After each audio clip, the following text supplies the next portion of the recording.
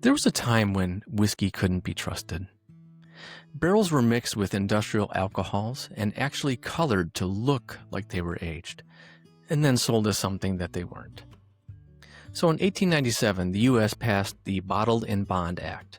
It was the first law to protect drinkers from this kind of deception. The law stated 1 distiller, 1 distillery, 1 season, 100 proof. A bottled in bond seal guaranteed that what was inside the bottle matched what was on the label. Even today, you'll find that bottled in bond seal on bottles from distillers like George Dickel, Heaven Hill, Evan Williams, and many, many others. Brands that still choose to say, "We stand behind every drop." And that got me thinking. We live in a world where simply saying, "Trust me," isn't enough anymore. Social media blurs truth and image. AI can fake proof. And pressure can push us to perform instead of to be. But integrity, like a good whiskey, takes time and pressure to reveal itself. Being bottled in bond means standing behind your words and actions every single day. In this episode, we're exploring what it looks like to lead and live at full proof, to stay true to who you were created to be, and to keep your label and your life in alignment. Authenticity isn't something to simply declare. It's something you prove day after day, drop after drop, even if there isn't a law on the books.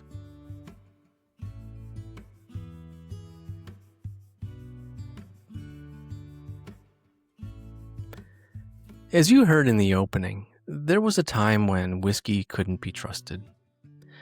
Back in the late 1800s, the industry was booming, but it was also a mess. Some distillers were cutting their barrels. This means mixing good whiskey with neutral spirits like industrial alcohol, and then adding coloring and flavor to fake age and quality. You never really knew what was in the bottle. Then 1897 rolls around and the government says, enough. So they passed the Bottled in Bond Act, the first real consumer protection law for spirits in the U.S. The rules were tight. 1 distiller, 1 distillery, 1 season. Aged in a bonded warehouse and bottled exactly at 100 proof. This wasn't about marketing. It was about trust. That seal promised what's inside this bottle is exactly what we say it is. That seal still exists today. Distillers don't have to use it anymore, but many still do, because it still matters. It's their way of saying, we stand behind every drop. I'm Steve Muscato, and this is Crafted Clarity, where we distill the tension between what we've built and what we're built for. Each week, we pull lessons from the world of whiskey, the patience, the process, the proof, and use them to talk about leadership, alignment, and purpose. Today, we're talking about what it means to live and lead bottled in bond, to stand firm under pressure, resist shortcuts, and proudly stand behind what you pour into the world. Trust has never been harder to earn or easier to fake. We live in a world where confidence can be staged, credibility can be purchased, and reputation can be automated. Marketing moves faster than truth. AI moves faster than discernment. And leadership, real leadership, moves slower than both of those. In the midst of all that's fake, the pressure on leaders is real. Not just to look confident, but to be confident. Not just to have a strategy, but to hit the numbers, grow the followers, and keep investors happy. And somewhere in that race, authenticity starts to slip. We start promoting the label before we check what's in the bottle. And teams can feel this too. It's not just exhaustion, it's quiet dissonance. That subtle ache of doing work that looks good on paper, but feels hollow inside. That's how drift begins. That's how integrity, just like whiskey, can get watered down. When trust me can't be believed, it's the proof that matters. The inside of the bottle has to match the label. Integrity is a lot like whiskey. It's invisible until it's actually tested. You can't rush the years inside a bonded warehouse, and you can't shortcut trust. You can't fake maturity. Being bottled in bond means you've stood the test of time and pressure, and you can proudly stand behind what you say. But the irony is this: it's often success that tests integrity the most. When things are growing fast, when opportunities come easy, that's when the temptation creeps in to cut corners, stretch the truth, or even compromise your proof. Pressure doesn't always expose weakness. Sometimes it reveals dilution. That's a tension that some leaders live in. The faster you grow, the easier it is to outpace your foundation. The more success you achieve, the harder it becomes to stay significant. So one of my favorite modern examples is Gymshark. Gymshark started in a garage in the UK, where a college kid named Ben Francis was sewing gym hoodies between his classes. He wanted a better gym gear for his workouts than what was available. 10 years later, it's a billion-dollar company competing with Nike and Adidas. But here's the thing.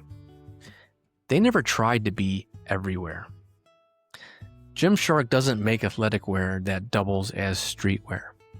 They make clothes for one place, the gym, and for people who are serious about fitness, not just for those who want to look like they work out.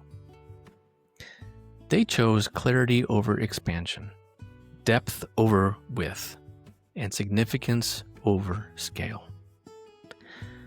That kind of focus is rare, especially when success starts to blur the edges. In his conversation with Simon Sinek on Simon's podcast, Ben talked about how clarity takes constant vigilance, how easy it is to drift when growth comes fast, and how intentional you have to be to stay true to your mission. At Gymshark, that mission isn't buried in some handbook. It's literally written on the walls. People who work there don't have to guess what the company stands for. They see it, they live it, and they protect it. That's what it means to be bottled in bond, to declare, this is who we are, and to live up to it drop by drop. When strategy isn't anchored in those values, short-term wins don't just make you drift. They can actually pull you away from what you were created for. That's temptation. That's ego. That's busyness disguised as progress. Leaders feel it when they say yes to something that looks good but isn't right. Teams can feel it when their work doesn't match the mission. And before long, everyone is chasing success, but no one feels significance. That's the modern version of breaking those 130-year-old bottled in bond rules. Cutting corners while pretending the label and the liquid still match. Sometimes the most courageous thing a leader can do is to slow down long enough to check the seal, to make sure that the story being told outside still reflects what's true inside. If you've ever felt the tension between what you promise and what you can actually prove, between the image you project and the truth underneath, this is your invitation to pause. Drifting away from what's important doesn't happen in a moment. It happens slowly, through small compromises and unexamined choices. It's the moments where you say yes to something that isn't aligned, where the pursuit of progress starts to replace the pursuit of purpose, where your story becomes louder than your substance. The Bottle and Bond Act wasn't about perfection. It was about protection. It gave distillers a framework to preserve the integrity of what they poured into the world. Leaders and organizations need the same kind of framework to keep the proof consistent with the promise. So here's the application. Here are 3 ways to bring yourself and your team back into alignment. 1. Audit your proof versus your promise. When you're in a season of growth, a launch, a rebrand, a big goal, it's easy to focus on the label, which is the promise, and forget about the liquid, which is the proof. That's a moment to pause and to check your proof.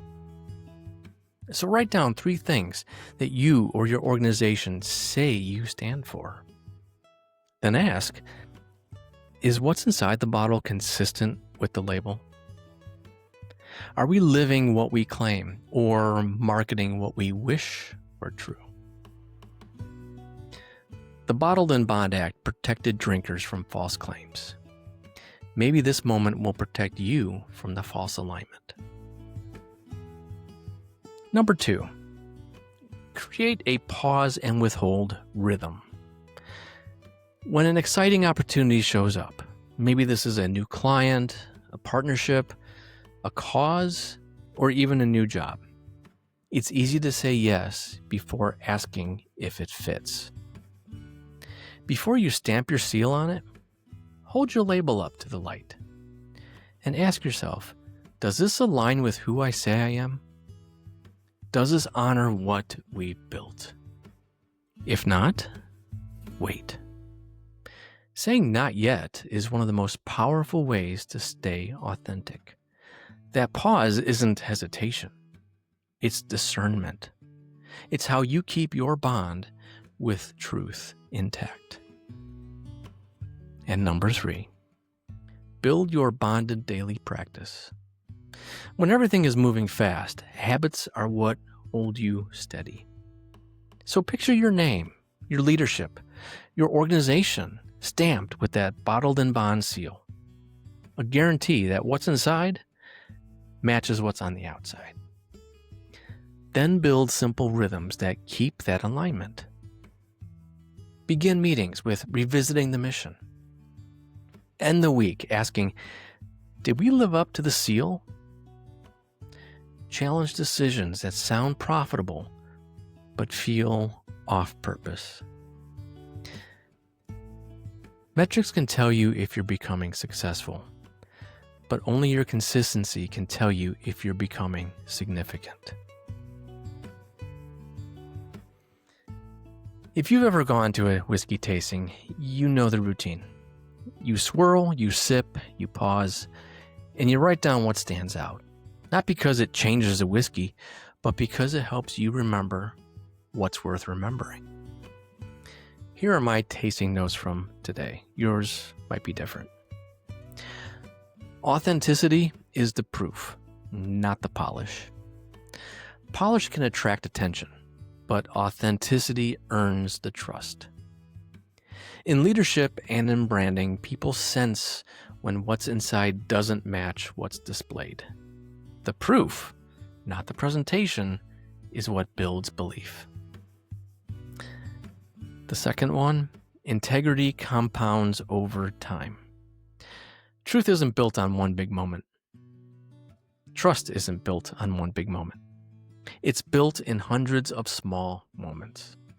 Every time you keep your word or choose truth over convenience, you're aging your leadership in integrity. The longer it sits, the smoother it becomes. And truth ages well. Trends change, markets shift, but truth endures.